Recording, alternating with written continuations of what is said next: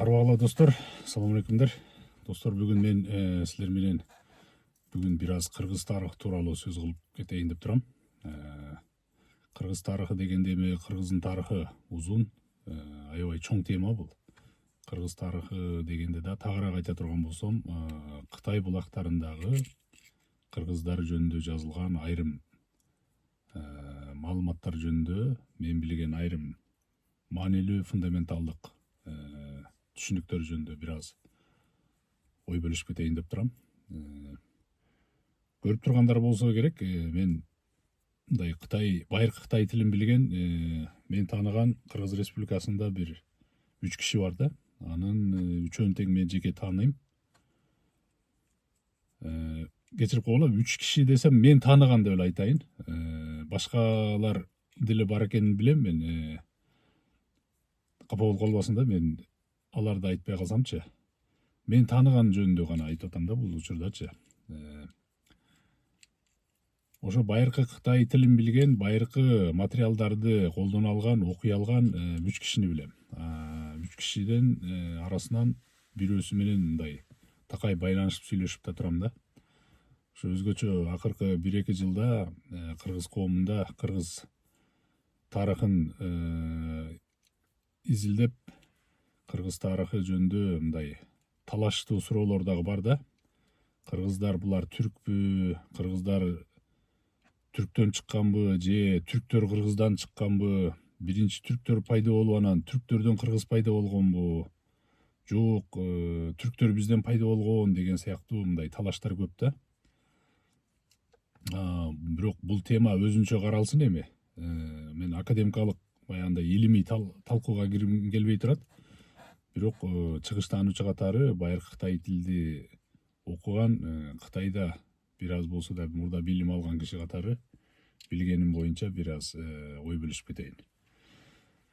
Кытай негизи биз бир суроонун жообу так деп ойлойм. Так айта алабыз, бул кыргыздын тарыхы байыркы экенин биз башыбызды бийик көтөрүп, мындай сыймык менен айта алабыз да, биз байыркы элбиз деп айта алабыз. Бул талашсыз суроо деп ойлойм. Бул суроонун жообу ачык деп ойлойм да. Жообу так деп ойлойм. Буга далил катары мен айтайын. Биринчи, негизи Кытайда 2201 жылы, бул Ыйса пайгамбар туулганга чейин, биздин заманга чейинки 201 жылы Кытайда хан деген доор болгон да. Хан доорунда Чен Ши Хуаңди деген император ханы учурунда Сыма Чиен деген Кытайдын белгилүү тарыхчысы болгон. Сыма Чиенди бүгүн мына Жапанда дагы билишет, Кореяда дагы билет, Ирак чыгыштагы элдердин көпчүлүгү таанылган бул белгилүү бренд фамилия деп койсо да болот да, Сыма Чиен дегенчи. Мисалы Бартольд деген сыяктуу эле мындай белгилүү го. Ошол сыяктуу белгилүү тарыхчы 201 жылы ал Шижи деген өзүнүн тарыхый баяндама китебинде, Шижи деген эми бул тарыхый жазмалар деп которсо болот да, сөзмө сөз которгондочу. Же болбосо тарых жөнүндө баяндап жазылган жазмалар деп айтса болот. Ошол Шижиде 201 жылы биздин заманга чейин ал Сыма Чиен мынтип жазат. Кыргыздарды Гөгүн деп жазат. Гөгүн же болбосо Жеңгүн деп эки термин колдонулат да ошол учурдачы.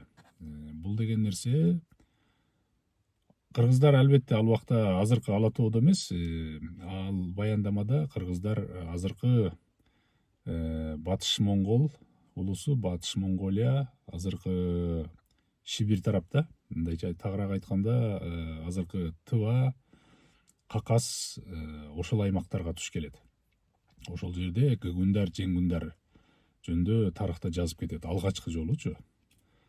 Бул деген нерсе эми мына 2000 жок дегенде 2224 жыл мурун кыргыздар жөнүндө биринчи жолу Кытай булактарында мындай эске алынып атат да. Бул эске алыныш эле да эми. Мен ишенип турам, ага чейин деле болгон депчи. Жок эле дегенде кыргыздар биз өзүбүз жөнүндө мындай так ишенимдүү айта алабыз да, кыргыз деген жок дегенде ат ушул учурда колдонулду депчи. Байыркы элбиз деп айтсак болот булчу жагынан. Бул суроонун жообу так деп ойлойм. Андан кийин Кытай булактарында кыргыз жөнүндө кийин 3-кылымдарда Вэйшу деген Вэй доорунда, Вэй заманында Кытайдын эми баягы Кытайдын кагандары, хандары алмашып турган. Анан Кытайда бир эле хан болгон эмес. Мындайча айтканда, Кытайдын тарыхында биз мынтип карашыбыз керек да. Мындайча айтканда, Ош хандыгы, Жалал Абад хандыгы, Ысык көл хандыгы деген сыяктуу Кытайдын ичинде дагы бир нече хандыктар болгон. Баардык Кытайды бириктирип башкарган бир эле ошол хан доору болгон.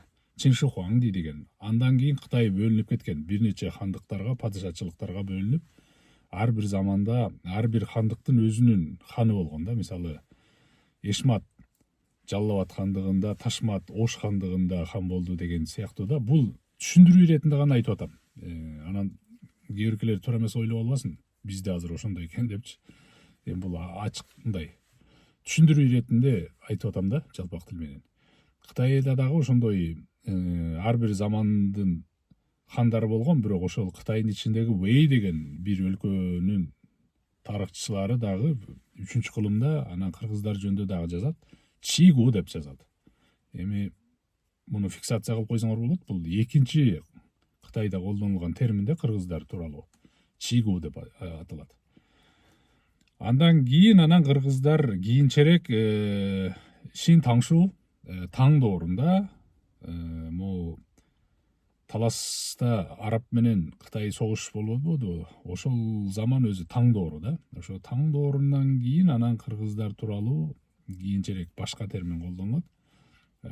Шажасы деп кийинчерээк колдонулат. Анан 16-кылымдарга келгенде Жилижисы деген термин колдонулат.